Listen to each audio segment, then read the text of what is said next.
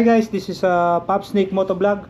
Alright, gusto ko lang sanang ipakita sa inyo yung bagong ginagamit kong mic sa motovlogging. So this is Purple Panda. Okay, so na-unbox ko na to kanina. Purple Panda. So may pouch siya, naka-pouch. Meron siyang additional na extension wire. So hindi ko alam kung gaano kahaba to, siguro mga 3 meters to. And then itong additional adapter, crocodile clip, at saka ito pala yung hinahanap kong foam. Ayun, no, naitago ko pala, naitabi ko. And then sa box, user guide, tapos meron siyang user guide, tapos greetings from Purple Panda. So goods itong mic na to. Nagustuhan ko yung nasiyahan ako sa quality ng sound niya, sound quality nagustuhan ko. Nasiyahan talaga ako. Clear yung boses ko dito. No? So dito sa vlog ko na to, nakataas kasi yung nakataas yung lens, yung visor ng aking helmet. So medyo maingay siya, may wind noise pa. Pero compare kay Boya, yung dati kong ginagamit dati, sobrang ingay talaga nun. Maingay. Hindi siya pang motovlogging. Pwede mong gamitin yung mic na yon, yung Boya, kapag halimbawa naka-standby ka lang, yung hindi moving ganon. Yung sa interview lang, pwede yung Boya. Pero sa motovlogging, maingay siya. Tsaka parang iba yung boses ko doon. Hindi ako natutuwa sa sound quality niya. Parang basag siya. Tapos pag huminga pa ako, pati yung hininga ko na pipick up niya, no? So ito si Purple Panda, nakuha ko lang siya medyo mura-mura kasi naka-sale Lazada sale. Tapos may voucher pa ako. Ang SRP niya, original price niya is 3.3 to 3.4. So medyo mura ko lang siya nakuha. And then recommended din siya ng most, based sa pag-re-review ko, tsaka pagre-research ko, at tsaka panonood ko ng YouTube. Ito talaga yung parang pinaka best seller, recommended talaga ng mga vlogger, no? So sa price niya na 3,300, hindi nasa average yung price range niya, tamang-tama lang. Maraming mas mura pa, yung mga tig 200. Pero hindi natin, siyempre, expect na natin yung quality nun, hindi ganun kaganda, no? 300, 500, hindi siya ganun kaganda. So, sacrifice na binili ko na to para sa vlogging, sa motovlogging, para mas maganda. Kasi crucial talaga yung dapat yung boses mo naiintindihan ka ng viewers eh. Kaya nag-sacrifice na ako kahit medyo mahal. Meron pang mas mahal diyan, yung Holy Land na tinatawag. Holy Land yung brand niya. Yung isang mic lang nun, nasa 5K ata. Parang single mic, tapos meron siyang parang charging device. Marami kang choices kay Holy Land eh. Meron siyang wired, yung may wire siya, katulad nito, wired siya. Or meron din yung parang Bluetooth. So yun. Meron pang nasa 12,000 yun si Holy Land eh. Pero mostly gumagamit nun mga professional vlogger na, at saka sa mga media, mga ganon. Hindi na natin masyadong kailangan yun. Total motovlogging lang naman tayo eh. Yun kasi si Holy Land parang pwede kang makabili ng dalawang mic, Bluetooth, tapos parang nasa 12,000 ata yun. So sobrang mahal na nun, hindi na masyadong applicable para sa motovlogging. So basta satisfied na ako kay Purple Panda.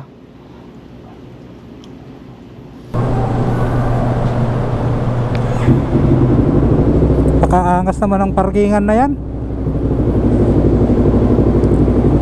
Wala eh, puno kanina eh. Wala akong makitang parkingan, dito na ako nagparking.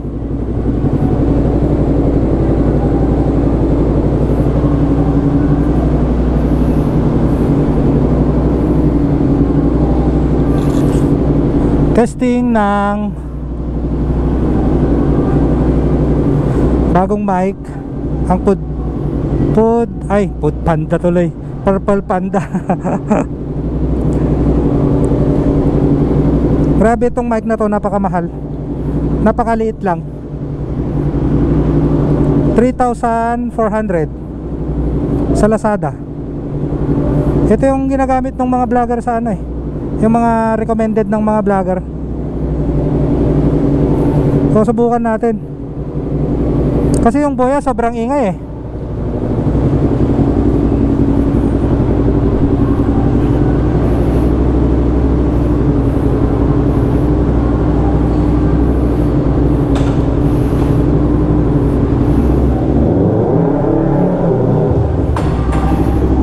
Alright, let's G.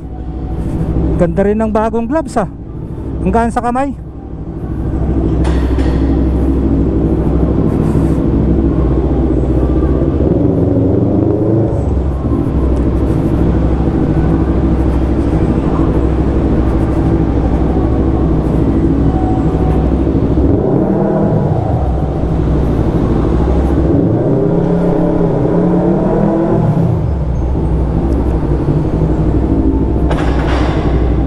Na naman yung mga sasakyan.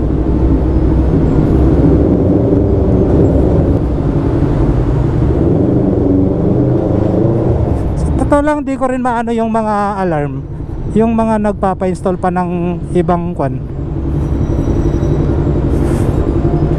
Nagpapa-install pa rin sila ng mas high-end na mga alarm. Parang di naman na din kailangan yung ganun.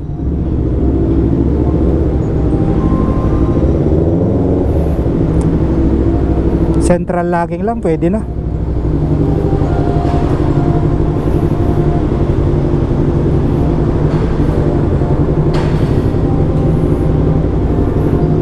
Let's go, bakbakan na naman. Dapat dito kayo bago kayo pumasok, pag sure na kayo.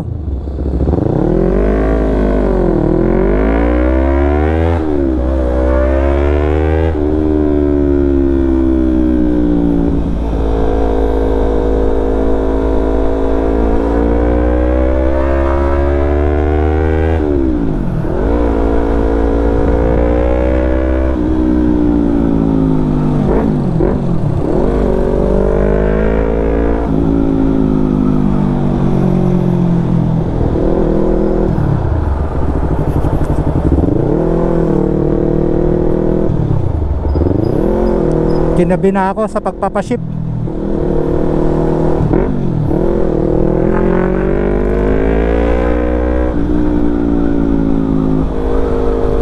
Wala pa naman akong reflectorized base.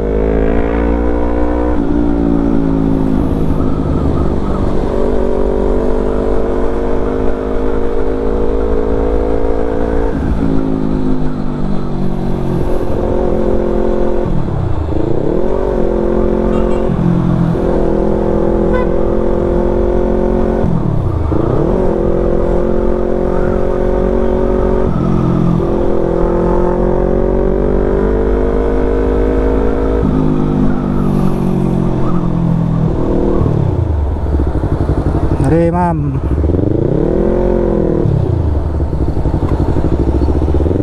Malaking tulong yung ano,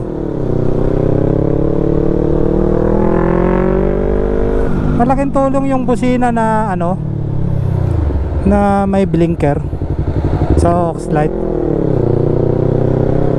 Kitang kita ka kasi.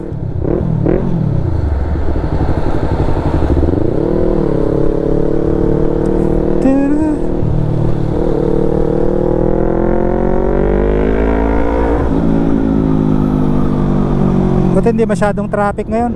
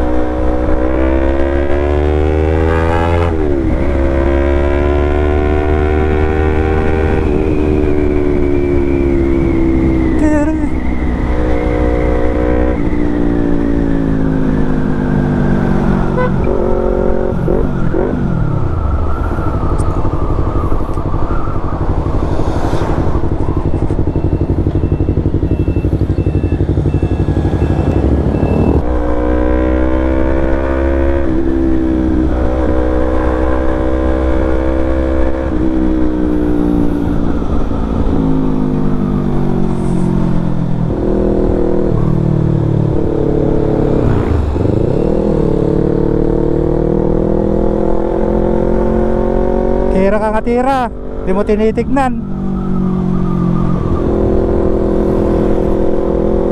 Lamig ah. Uulan to. Ay nako si ma'am. Yung mga parating na sasakyan biglang ano, halanganin naman yung pasok niya.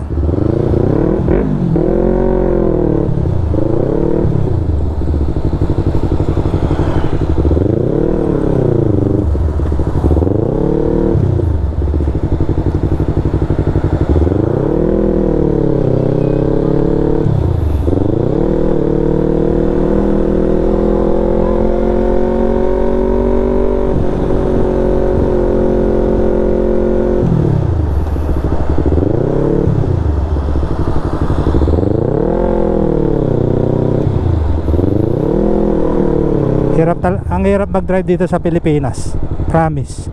Daming tao, daming tumatawid na tao, daming sasakyan na tumatawid, sabay-sabay.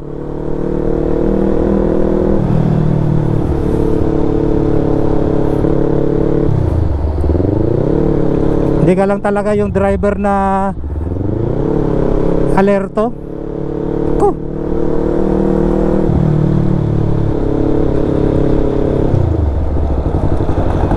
Biglang mga nagkakat. Yan o, tignan mo yan o. Nagaw na yung linya.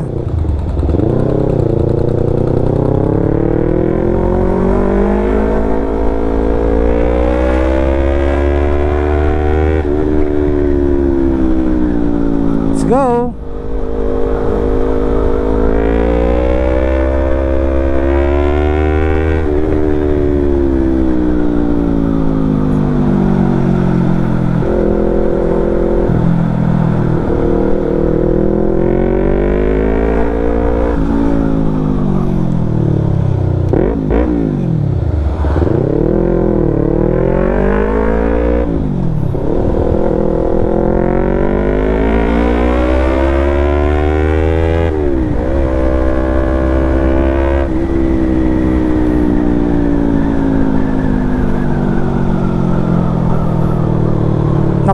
Brown out pa rin, my God.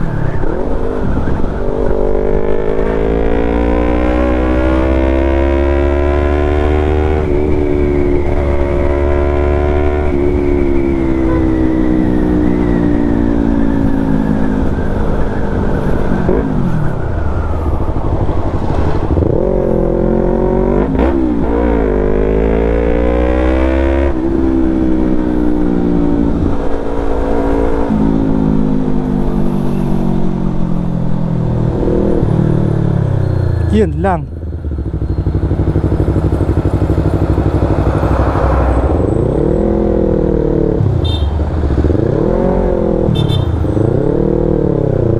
Solid yung bakbakan to na.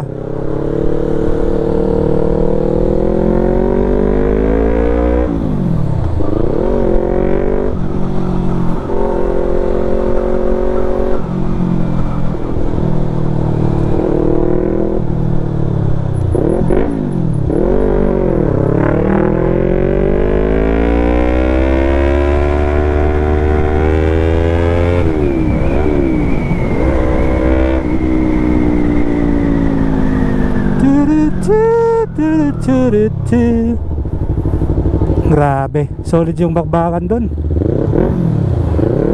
Let's go.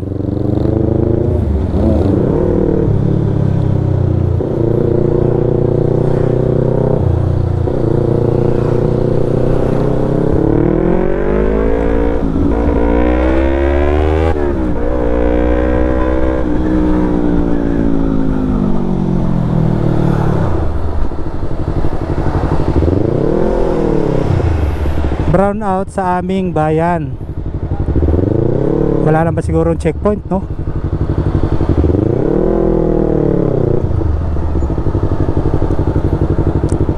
Daan na lang tayo rito para sure. Hoy!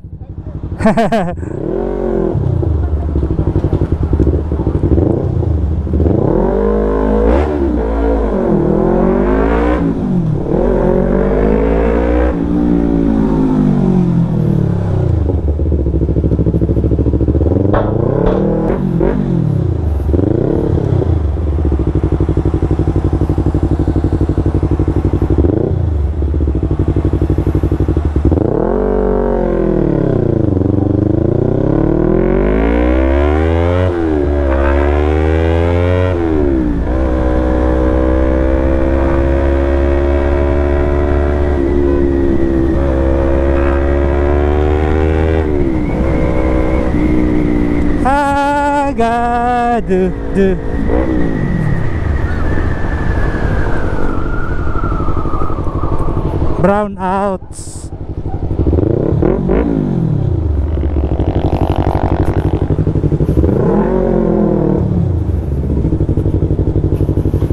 Visit dun sa ano, kitang parating ka na tong bading. Maano pa rin eh. Patumabi. A few moments later.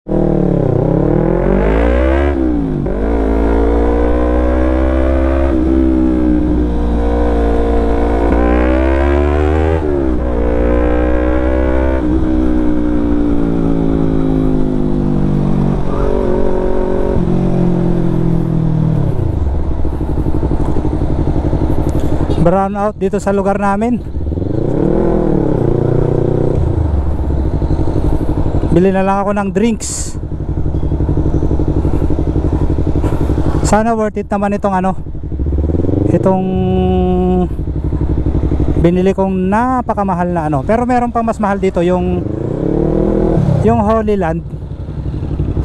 Holy Land ba yun? Oh, Holy Land.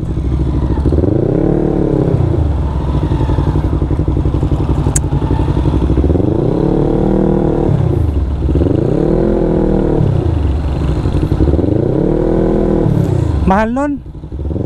May 5,000, 3,000, 4,000, may ganun. May 12,000 pa nga eh.